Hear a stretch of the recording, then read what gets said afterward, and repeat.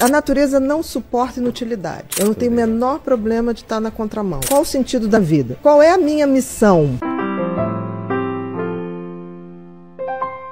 Nós não somos o que o nosso cérebro produz de pensamento. Pensamento só é o que a gente é quando ele é sincrônico. Quando você pensa, aquilo te dá paz de espírito. Quantas vezes você tem pensamentos estranhíssimos? Você fala assim, gente, por que eu estou pensando isso? Exatamente. Que coisa estranha. Se você tem uma estranheza em relação aos pensamentos, é porque aquilo não te pertence. Entendi. Porque olha só, você tem o cérebro. O cérebro gera pensamentos. A grande maioria dos pensamentos do cérebro vão ser gerados para você se defender. Porque o cérebro é uma máquina feita para você sobreviver e você se reproduzir. Tá. Para passar adiante o teu legado. Então ele vive para isso. Ele é bem primitivo. Por isso os instintos, né? Por isso a competitividade. E o que vai mudar isso é a nossa capacidade de consciência, de reparar isso, de ter o conhecimento, de ter autoconhecimento. Fazer novas conexões dentro e fazer do cérebro. novas conexões. Nós somos os únicos animais que podemos fazer isso. Que evoluir conscientemente. Nenhum outro animal pode evoluir conscientemente. Eu digo que a consciência é o nosso drone. Tá. Você sai e fala assim, porra, nada a ver isso que eu estou pensando, é ridículo, é egoísta, é mesquinho, seja lá o que for. Então, a consciência é quando eu vejo de fora, observo e falo, não quero ser assim, quero ser uma pessoa melhor. E o que acontece hoje? Nós não usamos esse poder de consciência porque a gente realmente está achando que a vida é isso que está acontecendo aqui agora. Que é só isso, né? É o coisa no Matrix que você quer a pílula vermelha ou azul. É. A vermelha vai te dar a vermelha verdade. vai te dar a verdade, mas e aí? Você vai conseguir conviver com a verdade?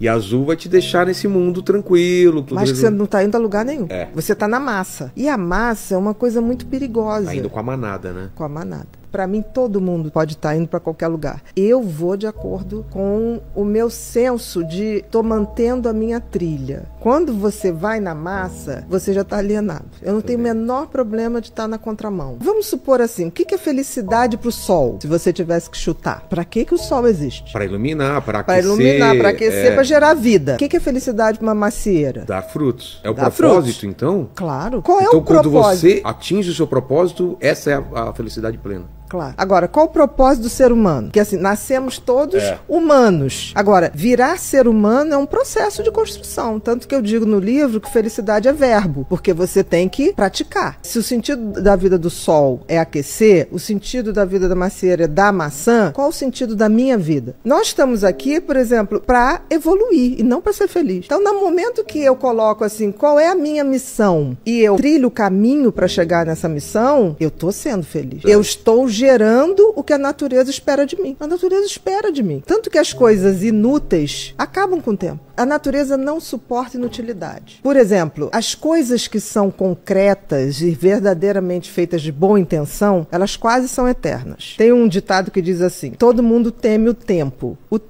teme as pirâmides do Egito. Por quê? As pirâmides do Egito foram feitas com uma tal intensidade e intenção que aquilo vai estar lá. Daqui a 100, vai passar, 200, exatamente. Então, a natureza exige que tudo que você bote a mão, você o faça com uma missão, com propósito, com sentido. Porque senão, você está fora do game. O game da vida tem que ser um game de compartilhar, tem que ser um game de buscar o meu sentido e propósito. Aí você vai falar, tá, Bia, mas como é que eu sei? Porque o sentido tem a ver com o que lhe foi dado. Pra gente foi dado uma coisa chamada livre-arbítrio. E a capacidade de refletir e de pensar. Melhor. Porque todos os outros, por exemplo, o sol, ele não pode escolher. Não. Você já pensou se o sol levantar? Eu já não tô afim de aquecer vocês. Não. Um cachorro, ele não pode não ser o cachorro, exatamente. Como tudo ao redor. Mas com a gente é diferente. É verdade. A gente pode escolher. A gente pode escolher. Mas o que acontece? A gente esqueceu que a gente tem esse sentido e propósito. Porque o sentido tem a ver com o que a natureza te deu para que você saiba para onde você vai caminhar. Então o sentido tem a ver com os talentos e dons que a gente ganha. Tem a ver com aquela parábola dos talentos, lembra? Tem a ver. Dá o mesmo número de talentos para 3 pessoas, se não me engano. Aí um enterra, outro faz render um pouco e o outro dobra, multiplica. Exatamente. E ele dá bronca no cara que enterrou. Claro. E pro outro ele dá mais talentos porque o cara multiplicou.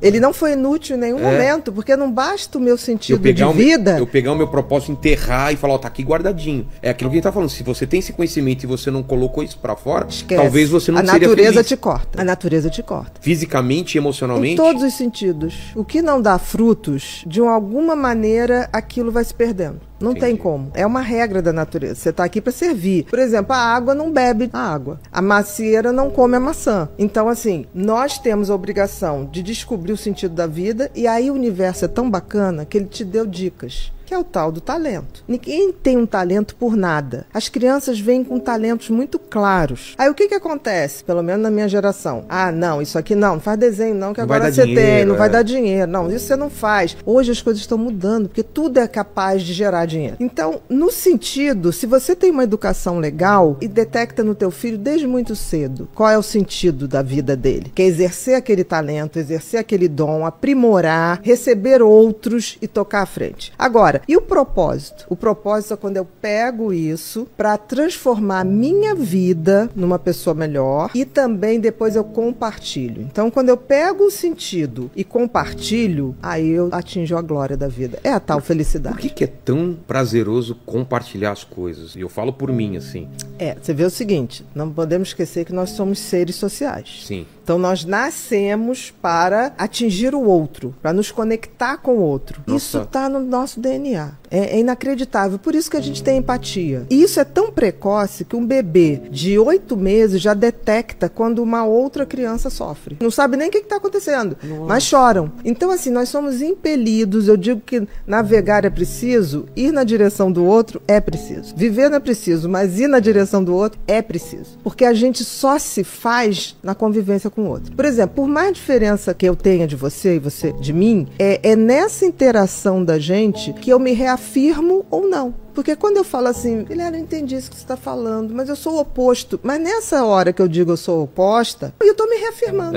Eu sou diferente dele. Por isso, por isso, por isso. E a gente vive hoje, você falou das pessoas postarem tudo. Hoje existe grande parcela das redes sociais que postam para causar inveja no outro. E isso é triste. Tanto que uma das coisas que eu acho que afasta muito a gente dessa condição de ser humano, de compartilhar, é a tal da ostentação. A gente vive numa sociedade em que você está valendo pela grife que você usa. As grandes pessoas que têm milhões de seguidores são pessoas que ostentam uma vida que eu não sei nem se elas têm. Perfeita, o que a gente sabe que é uma mentira. Então, assim, existe hoje um movimento de massa onde as pessoas estão se iludindo. O Freud, ele dizia assim, as pessoas não querem a verdade. As pessoas querem a mentira. Porque a verdade faz você tomar uma atitude. Quem falou isso? Freud. A massa nunca teve interessada na verdade. Mas ela não vive sem ilusão. E no final do livro, eu faço uma comparação do Matrix, que é isso também. O que a gente vive hoje, talvez eu digo que as pessoas estão procurando a felicidade. Primeiro não sabe o que é, estão procurando no lugar errado e no tempo errado. Porque assim, você só tem como ser feliz aqui e agora. Todo o resto não existe. O tempo que a gente tem de relógio é uma abstração. O tempo é uma entidade tão mequetrefe que ela não se sustenta. Por exemplo, eu posso vir aqui 20 vezes, mas nunca no mesmo tempo. Ela é uma entidade que não se sustenta. O que eu venho aqui, o espaço, eu venho aqui, eu posso vir aqui. Não, isso aqui é a casa do Vilela. Ponto. Mas nunca eu voltarei no mesmo tempo.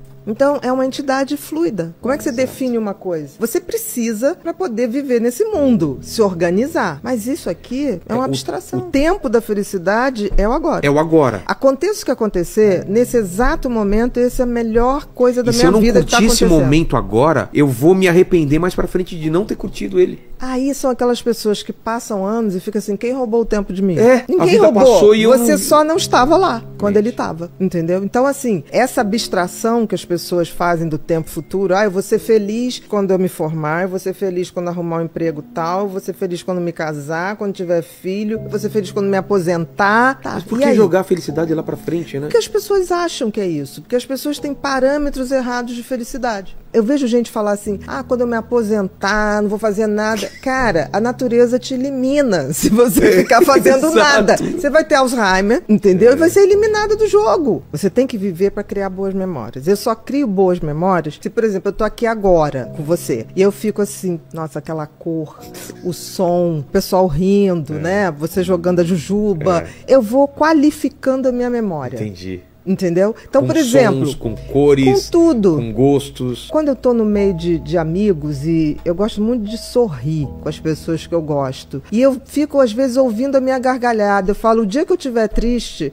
eu vou lembrar desse que som. Legal. Eu vou lembrar desse som. Porque ali tá uma faixa que eu tenho que buscar. Eu tenho que criar essa intimidade, eu tenho que me conhecer a tal ponto que na hora que eu estiver vivendo um momento ou de paz de espírito, ou de satisfação, de alegria, de felicidade, eu tenho que pegar essas memórias e aumentar elas. Porque um dia eu vou precisar daquela frequência para poder voltar lá. Uma fotografia mental. Uma pesquisa que foi feita no Fórum Mundial botou o seguinte: a idade mais fácil das pessoas serem felizes é na infância, quando a gente não tem nenhuma expectativa sobre a vida. Te surpreende. Até porque a criança não tem noção de tempo. Ele vive o momento imediato. Putz, que legal então, isso. Então, assim, né, a criança não tem essa coisa, ele não tem Ela expectativa. Não joga expectativa pra frente, né? Não, ele quer aqui agora. Ele gostou, vamos repetir. Porque eles não têm expectativas sobre expectativas que a gente tem sobre eles. As crianças que não têm expectativa do que a gente pensa sobre eles, é fantástico. E outra idade melhor para ser feliz é a partir dos 60 anos. Porque aí você já tá naquela seletividade, de tipo assim, caguei porque os outros pensam de mim.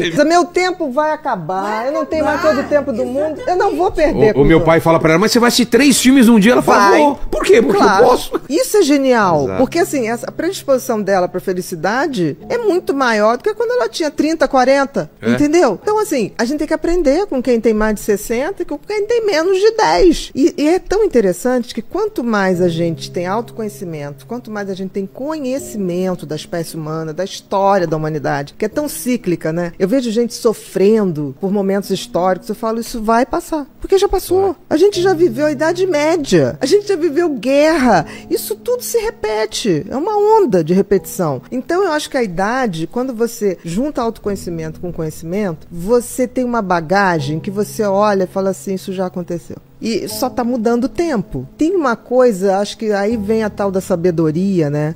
Que fala assim, calma, isso também vai passar. E passa. Porque a gente também passa. Tem que entender que o universo, ele é cosmos, ele não é caos. O que significa? O cosmos tem leis que governam o universo. Que a gente vai entender tudo? Não vai. Mas tem leis. E a gente tem que entender que isso é regido por leis e tem que aceitar. Por exemplo, a finitude é uma lei.